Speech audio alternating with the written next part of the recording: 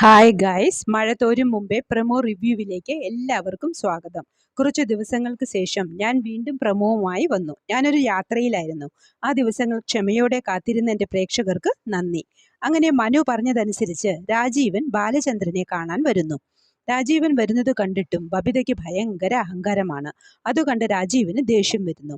എന്നിട്ട് പറയുന്നത്, ഇവിടെ നിന്നും ഒന്നും അടിച്ചു മാറ്റാനല്ല ഞാൻ വരുന്നത്.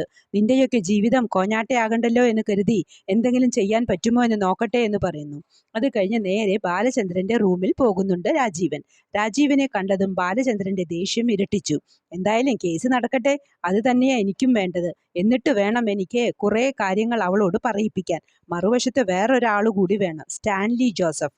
അയാൾ ജീവിച്ചിരിപ്പുണ്ടോ എന്നറിയില്ല.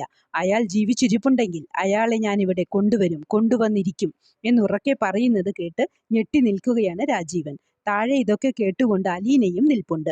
അലീനയ്ക്കും ആകെ ടെൻഷൻ ആകുന്നുണ്ട്. എന്തായാലും വൈജയന്തി ഡിവോഴ്സുമായി മുന്നോട്ട് പോയാൽ അവളെ തറ പറ്റിക്കുമെന്ന് ഉറപ്പിച്ചു നിൽക്കുന്ന ബാലചന്ദ്രനെ കാണിച്ചുകൊണ്ടാണ് പ്രമോ അവസാനിപ്പിച്ചത്.